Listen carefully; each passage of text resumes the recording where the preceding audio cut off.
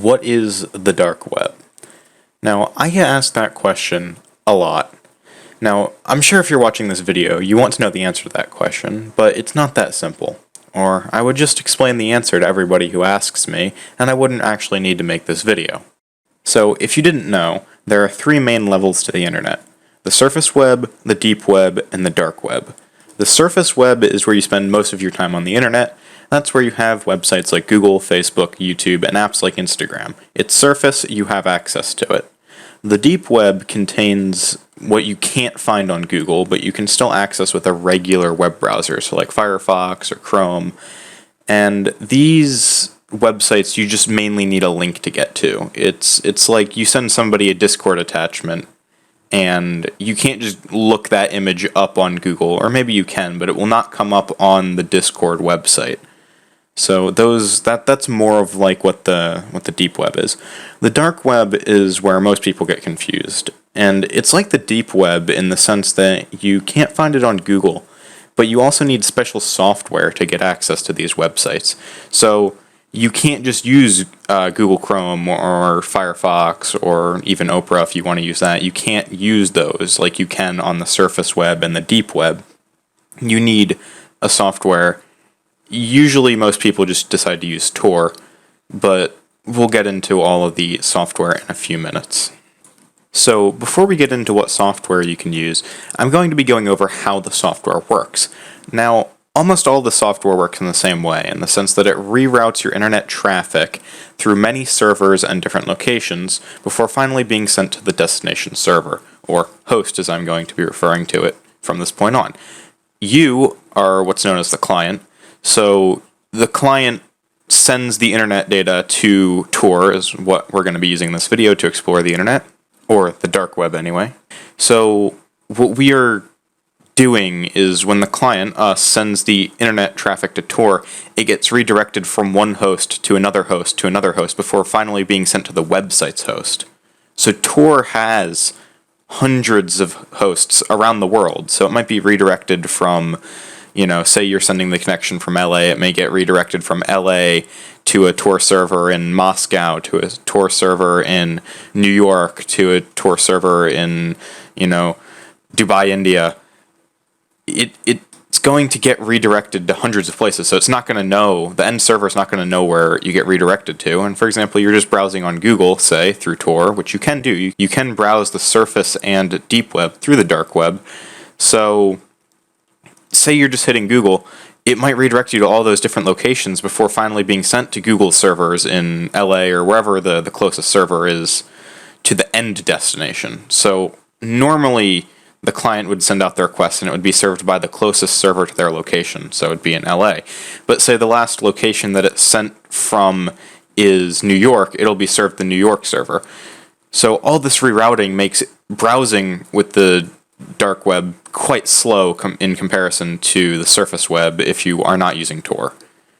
And that's what most people like, is that security, but it is at a price of slower internet browsing. So watching stuff like YouTube or online video is not really practical through Tor. Okay, now on to software, the part everybody's been waiting for. So there's quite a number of ways you can browse it, but they all are going to use Tor in the end. It's the biggest, it's the most popular. It's what you're going to be using if you want to browse what's considered to be, the dark web. You can browse smaller versions of the dark web, but the vast majority of the stuff is hosted on Tor. So obviously the Tor browser, which is, what most people are going to be using, it's owned by Tor, run by Tor. It's Tor. All of it's Tor. So the Invisible Internet Project is another one, or Tails, or the one I'm going to be using in this video, which I'm just going to be using the Brave browser because they have a incognito Tor window which you can just 2 clicks and open up. So it's my favorite in terms of all of them. I have not really used the Tor browser, so I can't really give my opinion on that one very much. But I'm just going to be using Brave because I'm familiar with it, and it runs itself on Chromium, so it's pretty easy to use. It's basically just Chrome, but with a slightly different skin. So this is going to be pretty much an exploration, and I'm going to show you guys some websites on the dark web. It's going to be pretty cool. Just going to show you some of the, what's going on over there, and it's not going to be the safest place, so I recommend if you check it out yourself to take some precautions while doing it. And there are going to be some websites that if you do happen to click on, the FBI will be kicking your door down in a matter of days. So I advise you to be very careful, don't go clicking around on links, and please know that Tor is a US government-owned system, and it was actually created so that the government can disguise their online traffic. So please know that the dark web does not mean you are anonymous from the government. Just know that it means that you are anonymous from everybody else on the internet. Also, by the way, Facebook does have a Tor link. They claim that that doesn't track you, but I don't buy it. Hey guys, Front here. So I'm using a VM. I'm also using a VPN, as you can see. And here's how to use Brave. So I strongly recommend using a VPN if you're going to do this for your own safety. It's just in case you click on a wrong link. It's just got one more hope that you aren't going to get your door kicked in by the FBI. But this is pretty much how you do it. You just start Brave, say new window with Tor. Now you can use the Tor browser, which you can get there, but you can also just look up on the surface web here. You can just look up the hidden wiki, and this will actually search it on the surface web. So it might take a lot longer to load because you're going through Tor and it's redirecting you through all those servers, as I had said. And you can click on any one of these links, hiddenwiki.org. You can go ahead, and if you notice, they're all .onion links. .onion is what Tor uses to get around on the internet. So if you are on the dark web, so if you actually go here and copy the address, and if you open this up in a new tab, or not a new tab, sorry, a new window that's just not Tor, not top right, not Tor, you're not going to get anything. It's just going to infinitely load, or it might eventually say, hey, this website does not exist. Now, if you go to the same website on the Tor browser, it's going to take you somewhere. So this is the hidden wiki. This is where you can get around on the dark web. This is kind of like a central hub that people who are more advanced or less advanced on the internet or on the dark web can actually get around. So it all depends on your skill level, but it's still a very good place. They've got gobs of stuff here, as you can take a look at. Like I can just keep scrolling and scrolling and scrolling. But yes, this is the dark web, and as I have already proved, you cannot access this website on the surface web, and it's the .onion link. So try your best, but it's very unlikely that you're going to get this on the surface web. Now there might be something similar, but it's not going to be exact. When it comes to all these different services, as you can see, everything is sorted here. It's not exactly the same kind of stuff as you'd find on the surface web, obviously. A lot of this stuff would be illegal, and you don't really want to click on a whole lot of this stuff. But there's, a mobile store, which, we're going to go ahead and click on. It's going to redirect us to another .onion link up here. And you can actually see that you can buy phones for cheaper. Now, I'm not exactly sure how they're obtaining these phones, but I can tell you they're definitely not in a very legal fashion. But hey, if you wanted to get an iPhone XS for $400, I'm sure they got the supply. So if you notice, every .onion link is randomly generated. So the way that this works is you can register for a .onion site, and you just get given a random one. So it's not like you can get a domain that's really easy to memorize on the dark web. It's not a very friendly to use thing if you don't know what you're doing. So I recommend only using this one. If you want to just type out this .onion URL, you can, because I don't recommend using any other one, because there are probably hundreds of copies of the hidden wiki that have fake sites like this that will try to scam you. But this is, as far as I'm aware, this is the only good one. So this is the only one that you should trust. So they've got hundreds of stuff. Now, I don't recommend doing anything illegal or buying your favorite drug or something on here, because as I've already stated, this is owned by the government. The government's gonna know what you're doing on here. So it's not like you can get away with very much. There's gonna be a whole lot of stuff that you can probably get away with, but you shouldn't even try. So there's here, US fake IDs. So again, this is definitely, it looks pretty legit. It looks like it's got the seals and everything. It's kind of surprising how cheap you can get some of this stuff. I really don't recommend buying anything off of here. This is more of just a kind of look into the dark web, and you can explore yourself. Just be very careful. Don't go clicking on links on anything other than here, and you should be safe. See, apples for Bitcoin, probably another phone website that will, somehow scam somebody out of money and then sell you phones on the cheap. Ooh, this one even has MacBooks. Don't get any ideas.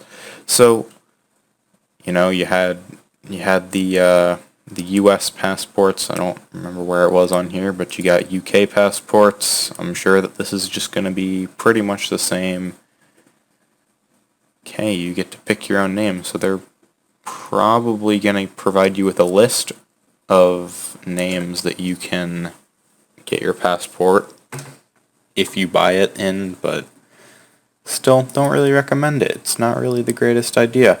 Emails and messaging, I'm sure you can get temporary emails on here to sign up for other stuff, because you should not be using your Surface Web email on the dark web. It's a very bad idea.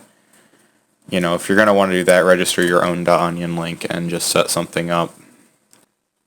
Let's see, we buy Bitcoin. Financial, so sell Bitcoin for 100 PayPal. See, here's the thing. A lot of the time when people go to do these illegal services, such as the phone one here, right, they have the Bitcoin, because Bitcoin is untraceable. That's how they sell most of their stuff, right?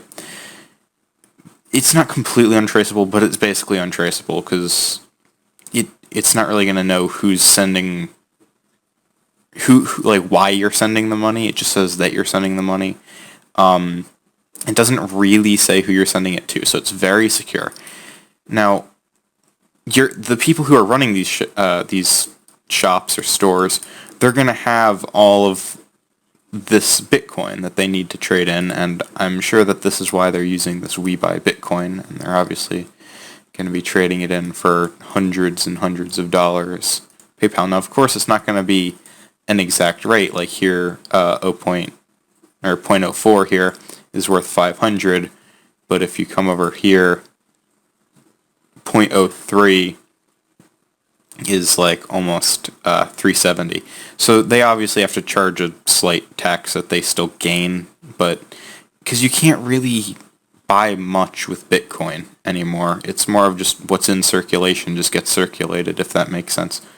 Let's go over here to USA citizenship. Okay, I'm sure that this is well worth it. If you want to become a USA citizen, you can, for $3,000, I guess, you can, get a citizenship. Yeah. I mean, I'm not sure why you wouldn't just, do it the legal way, but sure. See, I don't really have any reason to go on the dark web, because people ask me all the time, why, or have you been on the dark web? The answer is, yeah.